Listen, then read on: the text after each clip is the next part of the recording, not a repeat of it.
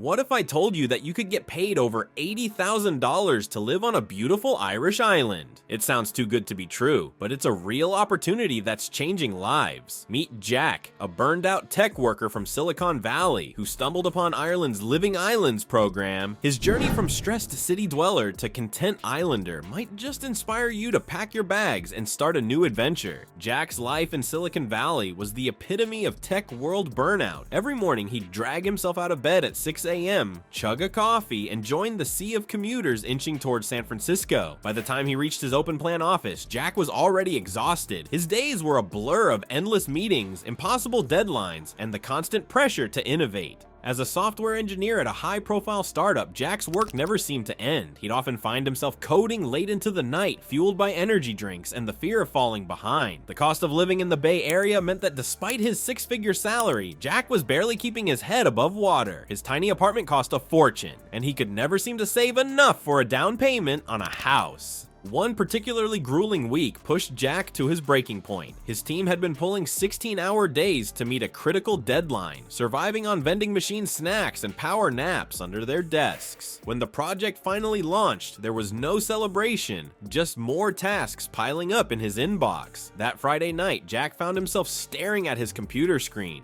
utterly drained and wondering if this was all life had to offer. Desperate for an escape, Jack began browsing travel blogs and daydreaming about far-off places. That's when an article caught his eye. Ireland pays you to live on its islands. Intrigued, he clicked through, his eyes widening as he read about a program offering grants to people willing to relocate to Ireland's remote islands. As Jack scrolled through pictures of rugged coastlines and quaint villages, he felt a spark of hope ignite within him. Could this be the fresh start he'd been longing for? The more he read, the more excited he became. The idea of trading his hectic Silicon Valley life for a peaceful existence on an Irish island seemed almost too good to be true. But how much money was actually on offer?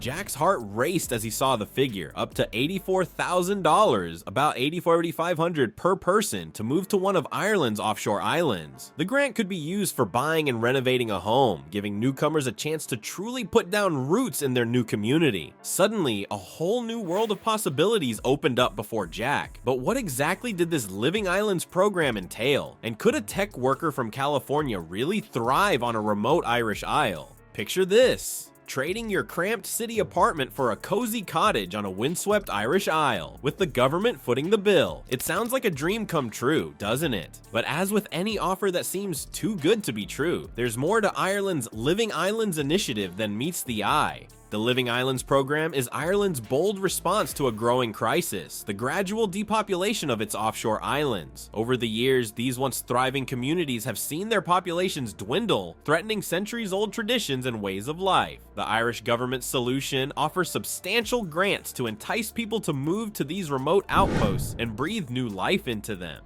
At its core, the program aims to strike a delicate balance. On one hand, it promises newcomers a chance to escape the rat race and embrace a simpler, more connected way of life. On the other, it challenges these same individuals to adapt to an environment that can be isolating and at times unforgiving. So what exactly does the program offer? Qualified applicants can receive up to $84,000, about $84,500, to purchase and renovate a home on one of Ireland's offshore islands. This financial boost is designed to help newcomers establish roots in their new community, quite literally building their future on Irish soil.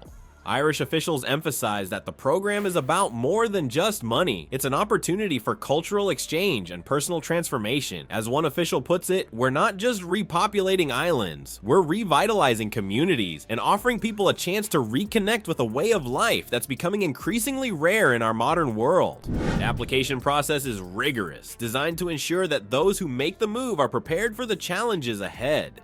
Prospective islanders must demonstrate a commitment to contributing to their new community and a realistic understanding of island life. Despite the challenges, the Living Islands initiative has struck a chord with many. The program has received an overwhelming number of applications from people around the world, all eager for a chance to start anew in this idyllic setting. For Jack, our burned-out tech worker from Silicon Valley, the Living Islands program seemed to offer everything he'd been yearning for: a chance to escape the endless grind, to live more simply, and to be part of something meaningful. But was he really ready to trade in his laptop for a pair of wellies? Imagine swapping your ergonomic office chair for a rickety stool in a centuries-old pub. For Jack, this wasn't just a thought experiment, it was his new reality. But would this drastic change bring the peace he sought, or would it leave him longing for the familiar buzz of his Silicon Valley life? As Jack's plane touched down on the small airstrip, the reality of his decision hit him like a gust of Atlantic wind. The island's rugged beauty was undeniable, but so was its remoteness. Gone were the sleek skyscrapers and bustling cafes. In their place stood weathered cottages and vast empty stretches of windswept grassland. Jack's first few days were a whirlwind of culture shock. The laid-back Kyo time mentality of the islanders clashed with his ingrained Silicon Valley punctuality. When he arrived precisely on time for a meeting with the local contractor, he found himself waiting for nearly an hour, only to be greeted with a cheerful, "Ah, you're early!" This relaxed attitude towards time was just the beginning of Jack's adjustment.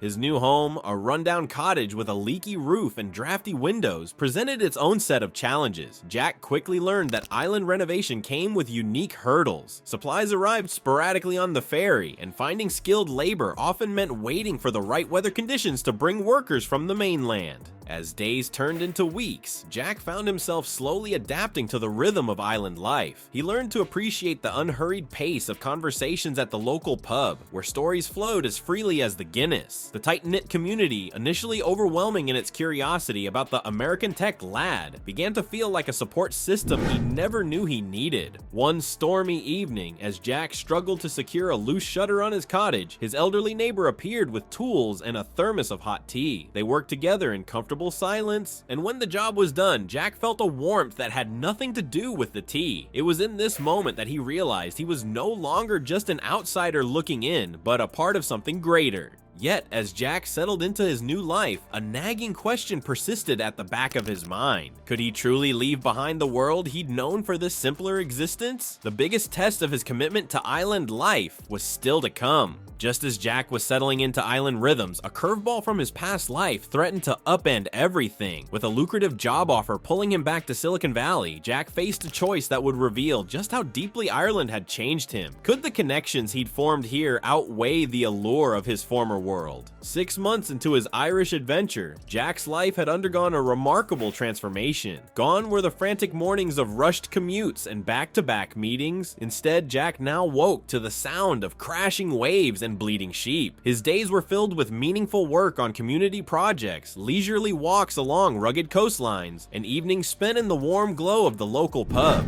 The contrast with his former Silicon Valley existence was stark. Where once he'd measured success by lines of code and stock options, Jack now found fulfillment in simpler pleasures. He'd learned to bake bread with Mrs. O'Brien next door, helped Sean the fisherman mend his nets, and even tried his hand at traditional Irish music sessions. But Jack's newfound contentment was put to the test when an email arrived from his old tech company. They were offering him a senior position with a salary that would have made his former self jump at the chance. As Jack stared at the screen, he felt the pull of his old life, the excitement of cutting-edge projects, the prestige of a high-powered job title. Yet, something had shifted within him. Jack realized that the deep connections he'd formed on the island, the sense of belonging and community, were worth more than any paycheck. He thought about the elderly neighbor who'd helped him through his first winter storm, the local children who delighted in teaching him Gaelic phrases, and the countless shared meals and laughter with his new friends. A groundbreaking study he'd recently read came to mind, suggesting that rural relocations like his could increase life satisfaction by 20% in just half a year. Jack smiled, realizing he was living proof of this statistic. His reflections on personal growth revealed a profound truth. True happiness often stems from relationships and community rather than material success. As Jack weighed his options, he found clarity in an unexpected place. During a walk along the cliffs, he overheard a fellow Living Islands participant say, "I never realized how much I missed the simple joys of life until I moved here." In that moment, Jack knew he couldn't leave. His decision to fully embrace island life wasn't just about personal contentment. Jack recognized that he was part of something larger, a revitalization of a unique way of life, and he wasn't alone in experiencing this transformation. All across Ireland's islands, newcomers were discovering a richness of experience that no bustling city could match. As we've seen through Jack's journey, Ireland's Living Islands program offers more than just financial incentives. It's a chance to rediscover what truly matters in life. The program not only breathes new life into these remote communities, but also transforms the lives of those who take the leap. Participants often find a sense of belonging and purpose that was missing in their fast-paced urban lives. This initiative challenges us to rethink our priorities. In a world obsessed with career advancement and material success, the Islanders' simple yet fulfilling lifestyle presents a compelling alternative. It raises important questions about the nature of happiness and what constitutes a rich life.